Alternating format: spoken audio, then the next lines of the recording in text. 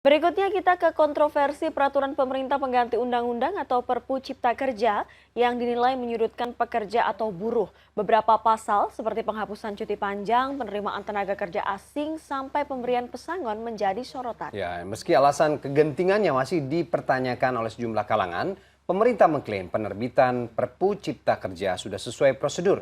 Dan berikut laporan khas redaksi.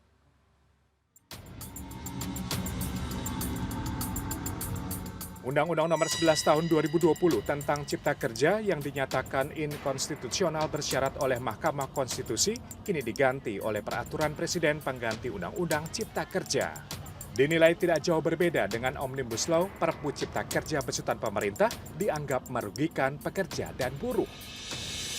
Di antara pasal yang disorot, yakni pasal 64 di mana ayat 1, pasal ini tidak menjelaskan secara jelas bidang dan jenis pekerjaan apa saja yang boleh menggunakan tenaga outsourcing.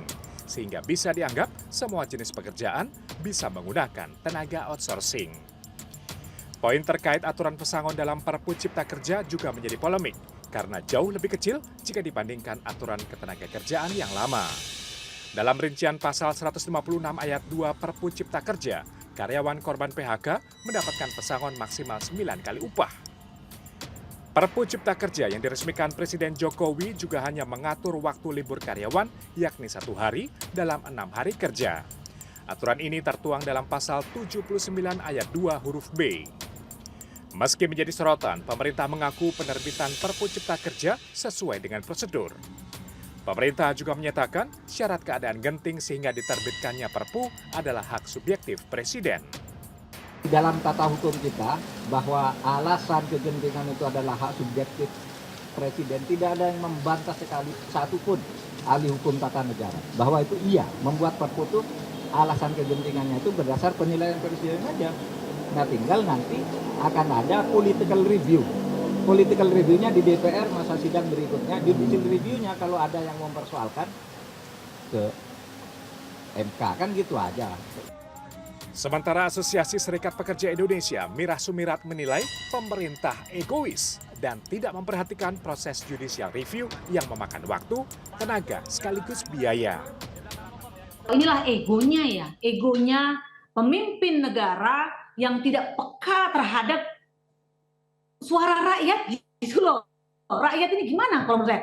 Satu dengan seenak-enaknya, oke uji aja materi. Uji aja lagi gitu ya. Loh, emang dikira nggak ada biaya di sana? Harus ada biaya besar di sana. Enak aja pemerintah ngomong gitu, karena nggak mengeluarkan biayanya dari rakyat kok gitu. Nah, bagaimana dengan rakyat mengajukan ujian materi? Itu kan uangnya sendiri. Kemarin buruh itu mengajukan JR di Mahkamah Konstitusi Undang-Undang Cipta Kerja. Emang uangnya dari mana? Patungan kita. Kini bola panas Perpu nomor 2 tahun 2022 tentang Cipta Kerja ada di tangan DPR. Dikutip dari CNBC Indonesia, Ahmad Baidowi, Wakil Balik DPR RI dari fraksi P3 menyebut, jika DPR menolak Perpu Cipta Kerja, maka peraturan kembali pada putusan MK bahwa Undang-Undang Omnibus Law harus direvisi. Sebelumnya pada 30 Desember lalu, Presiden Jokowi menandatangani Perpu nomor 2 tahun 2022 tentang Cipta Kerja untuk menganulir putusan Mahkamah Konstitusi. Pemerintah mengklaim Perpu Cipta Kerja bertujuan untuk melayani percepatan investasi. Perpu juga dibuat jika ada kegentingan yang memaksa.